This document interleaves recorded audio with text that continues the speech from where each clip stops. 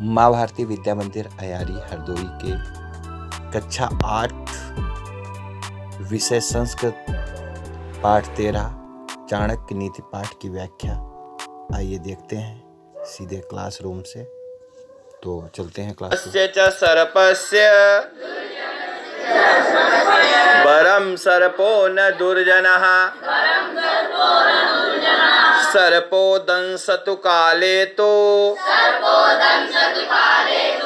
दुर्जनस्तु पदे पदे।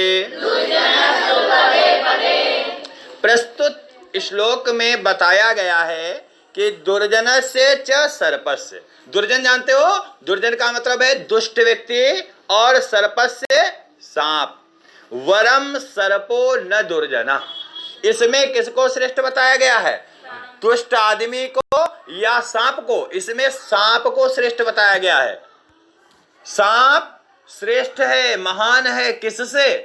दुर्जन आदमी से। क्यों महान है? अगली लाइन में देखिए कि सर्पो दंसतु काले तो। सर्प तो समय पर काटता है। सर्प कब काटता है? समय पर। अगर उसके ऊपर पैर पड़ गया, दबाव पड़ गया, तो वो तब काटता है। वो काटने के लिए योजनाएं नहीं बनाता। मगर मगर दुर्जन जो दुष्ट आदमी है वो बार बार काटता है। दुर्जनस्तु पदे पदे। पदे पदे माने हर समय। उसको जब भी मौका मिलेगा तब वो तुम्हारी पीठ में छुरा घोंप देगा। काटने का मतलब क्या है? विश्वासघात। सांप तो एक बार काटता है, जब कोई समय ऐसा पड़ता है तो सांप डसेगा। मगर जो दुष्ट व्यक्ति होता है, तो दुष्ट व्यक्ति जो है वो हर समय काटने के लिए तैयार रहता है, हर समय तुम्हारा बुरा करने के लिए तैयार रहता है। इस बात को इसमें बताया गया है। दूसरा देखिए कि वरम एको गुणी पुत्रो न च मूर्ख शतान्यपि एक चंद्रस्तमोहन्ति न च तारागण अपि। प्रस्तुत सूक्ति में बताया गया है, प्रस्तुत श्लोक में बताया गया है कि वरम एको गुणी पुत्रो। वरम माने श्रेष्ठ है, एको माने एक, गुणी पुत्रो माने गुणवान पुत्र।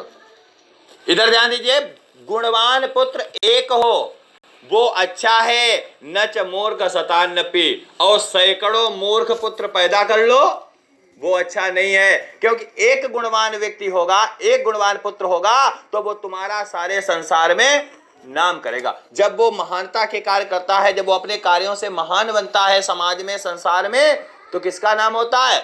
साथ में पुत्र के पिता का भी नाम होता है।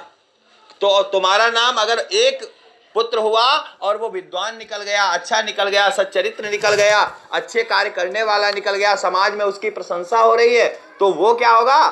वो उन 1000 पुत्रों से बढ़कर के है अकेला, जो तुम्हारे नाम को अपने गुणों से चारों ओर फैलाए। समझ में आई बात?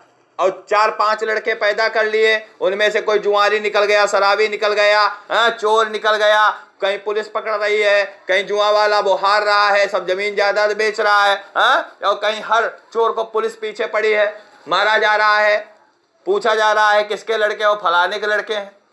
तो यहाँ पे क्या होगा? तो वो तुम्हारे नाम को आगे नहीं बढ़ाएंगे, चाहे सैकड़ों पुत्र हो, एक गुणी पुत्र होता है। यहाँ पर देखिए बताया गया है, उदाहरण दिया गया क्या कि एक चंद्रस्तमोहन्ति, एक चंद्र तमः हन्ति। एक चंद्रमा होता है आकाश में, जो तम माने अंधकार को, हंति माने दूर कर देता है। न च तारा गणैरपि, और हजारों तारे आकाश में चमकते रहते हैं, मगर चंद्रमा ना आए तो क्या उजाला होता है? कहीं रोशनी नहीं होती। तो 1000 तारे रोशनी नहीं कर सकते, एक चंद्रमा अकेला आकर के संसार से अंधकार को दूर कर देता है। इसी प्रकार से गुणी पुत्र हो, एक हो, सैकड़ों पुत्रों की अपेक्षा वो श्रेष्ठ है। आगे है कि हस्ते हस्त सहस्त्रेण शतहस्तेन वाजिनः श्रृंगीणां दशहस्तेन देश त्यागेन दुर्जना।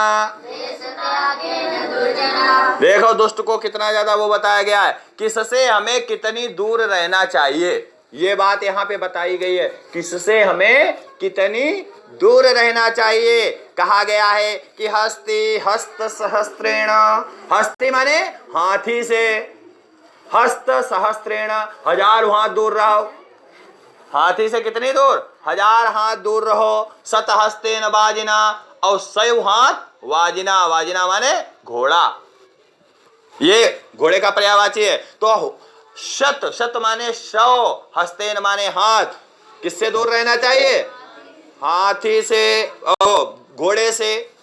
हाथी को बता दिया, तुम तो बीच में बोल देती हो जब तुम्हें पता नहीं है, क्या है यहाँ पे, हाथी बताया कि नहीं, ध्यान कहाँ है तुम्हारा, ध्यान से देखिए कि हस्ती हस्त सहस्त्रेण, हाथी से कितनी दूर बताया गया, 1000 हाथ दूर रहने के लिए, और शत हस्तेन वाजिना 100 हाथ किससे, घोड़े से दूर रहने के बारे में बताया है। और श्रृंगीनाद हस्तेन, और बैल से कितनी दूर रहना चाहिए, 10 हाथ। भाई मरकहा बैल है तो मार देगा डुम्मी आके, उससे दूर रहिए।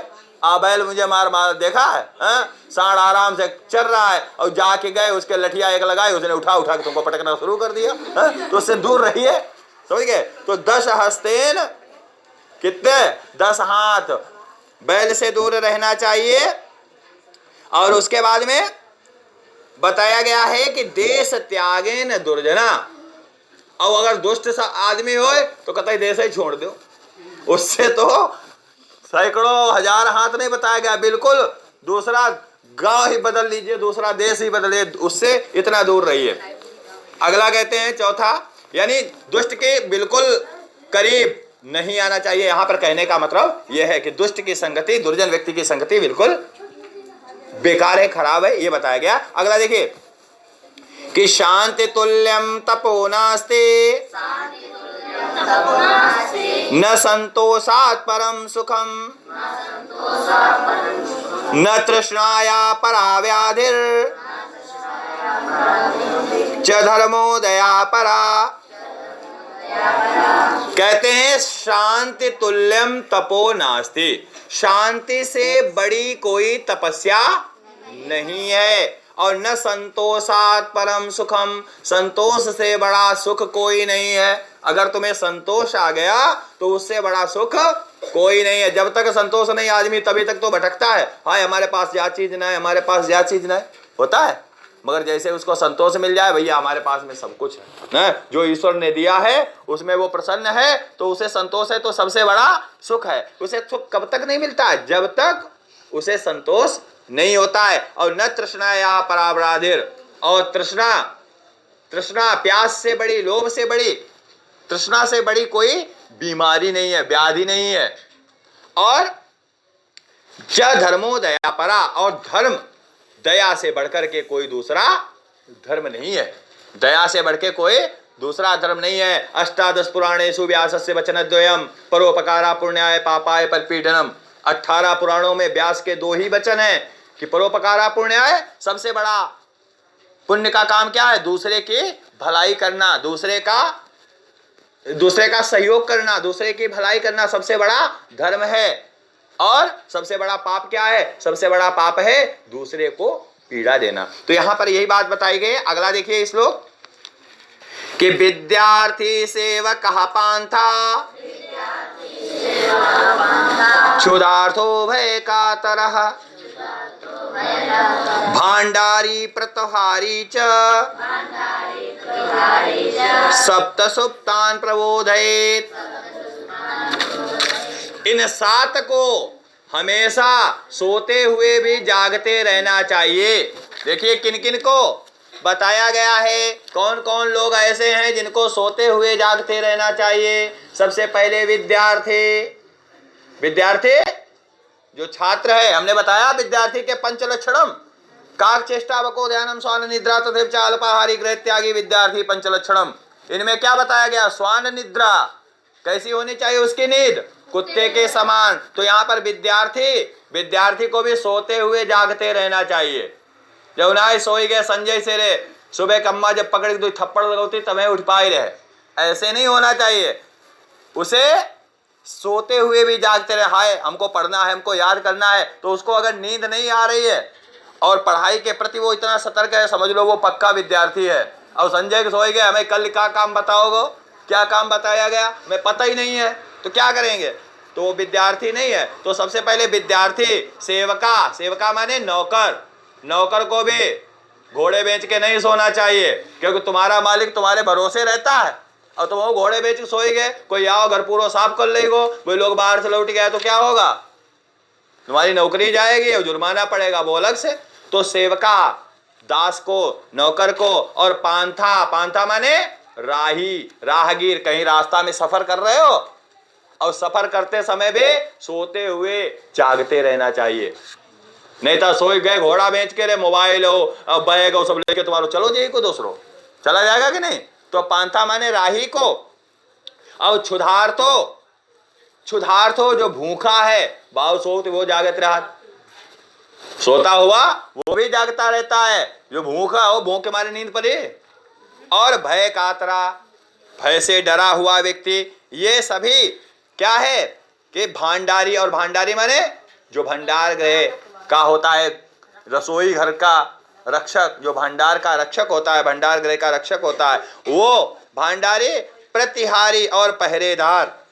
भांडारी और प्रतिहारी, ये 7 लोग बताए गए हैं। जो 7 लोग हैं ये सोते हुए जागते रहते हैं। समझ में आई बात। और अगर तुम लोग सोते हुए जाग ही नहीं रहे तो समझ लो तुम विद्यार्थी नहीं हो। हाँ, घोड़े बेच के सो रहे हो तो विद्यार्थी नहीं हो। अगला देखिए कि जल बिंदु निपातेन क्रमशः पूर्यते घटः साहेतु सर्व विद्यानां धर्मस्य च धनस्य च। कहते हैं जल बिंदु निपातेन, जल बिंदु निपातेन, जल बिंदु, जल के एक एक बूंद, निपातेन माने गिरने से, क्रमतः क्रमशः पूर्यते घटा। अगर घड़ा रखा है और घड़े में जल की एक एक बूंद गिरती रहे तो एक समय ऐसा आता है कि क्रम क्रम करके एक एक बूंद गिरने से पूरा घड़ा भर जाता है। उसी प्रकार से साहेतु सर्व विद्या नाम, वही समझना चाहिए सभी विद्याओं में। सभी विद्याओं में माने तुम लोग विद्यार्थी हो, पढ़ रहे हो, एक एक पाठ के प्रश्नोत्तर याद करते रहोगे, तुम्हें पूरे पाठ के प्रश्नोत्तर याद हो जाएंगे कि नहीं। अगर एक एक श्लोक, एक एक शब्द का अर्थ भी याद करते रहो, कितने दिन होते हैं साल में, पूरे पाठ के पाठ याद हो जाएंगे। मगर पढ़े किस में रहते हैं, अरे याद कर ली, कल याद कर ली, परव याद कर ली, अब एक का महीना है, परीक्षा को तो अभी 6 महीने हैं, 7 महीने हैं, तो फिर एकदम से रोटी खाते हो, एक एक कौर कौर करके खाते हो कि इकट्ठी 4 रोटी खा लेते हो। कौर कौर करके खाओगे, 4-5 रोटियां खा लोगे, और अगर इकट्ठी तुम्हें दे जाए, ले बचो, खा पाओगे, नहीं खा पाओगे ना। तो थोड़ा थोड़ा करके धर्म का, धन का और विद्या का संचय करना चाहिए। थोड़ा थोड़ा धर्म करते रहो, धर्म के काम करते रहो, बहुत से धर्म तुम्हारा पुण्य का एक तो आदत पड़ेगी और पुण्य के काम इकट्ठे हो जाएंगे। और धन आगे जोड़ ली, आगे जोड़ ली, आगे जोड़ ली, फिर समय आता है तो धन नहीं जोड़ पाते हैं। तो क्या कहते हैं, धर्म को, धन को और विद्या को इसी प्रकार से थोड़ा थोड़ा करके संचित करना चाहिए, तो वो हमारे पास में बहुत मात्रा में इकट्ठी हो जाएगी। आगे अगला देखते हैं कि गौरवम प्राप्यते दानात् न तु वित्तस्य संचयात् उच्चै स्थिति पयोदानां पयोधीनाम अदा स्थिति। कहते हैं क्या कि अगला बताया गया है इसमें कि गौरवम प्राप्यते दानात्, दान से गौरव प्राप्त होता है। दानात् माने अगर तुम दान करोगे तो क्या होगा, तो तुम्हारा ऊंचा स्थान होगा। ऊंचा स्थान होने का मतलब क्या है, तुम्हारा नाम हो जाएगा। दानेन यशा वर्धते, कीर्ति वर्धते, दान से कीर्ति बढ़ती है। तो जब आदमी कोई दान करता है, तुम्हारे गांव में, आसपास में कोई आदमी लड़कियों की विवाह में एक निश्चित रूप से, जैसे कमल गुरुजी दान करते हैं, निश्चित रूप से अगर वो दान करता रहता है तो उसका चारों दिशाओं में नाम होता है, उसका स्थान समाज में ऊंचा होता है।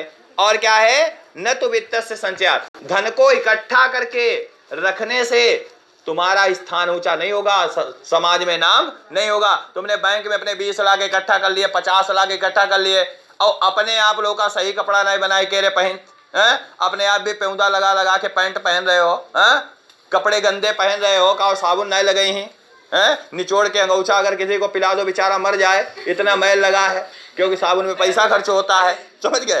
तो अगर वो धन को इकट्ठा करते रहे तो तुम्हारा कोई नाम लेगा, कोई नाम नहीं लेगा। उसी प्रकार से देखिए उदाहरण दिया गया, हर श्लोक के पीछे नीचे उदाहरण दिया गया है कि उच्च स्थिति पयोदा नाम, बादलों की स्थिति कैसी होती है, ध्यान से देखिए, बादलों की स्थिति कैसी होती है, बादलों की स्थिति होती है उच्चई, ऊंची, क्योंकि वो दान करते हैं। हाँ, वो ऊंचे स्थान पर रहते हैं क्योंकि वो दान करते हैं। और पयोधी नाम अदा स्थिति, और समुद्र जो है वो इकट्ठो करके पानी रखत, वो अपनो दान नहीं कर, वो इकट्ठा करके रखता है, इसलिए वो नीचे है। जो दान करता है वो ऊपर है, और जो दान नहीं करता है, इकट्ठा करता है, वो निम्न है, नीचे है। आगे देखिए अगला श्लोक कि तावद भयादि भेतव्यम यावद भय न आगतम, तावद भयादि भेतव्यम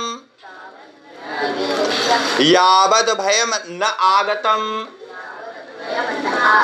आगतंतु भयं वीक्ष्य प्रतिकुर्याद पौरुषम।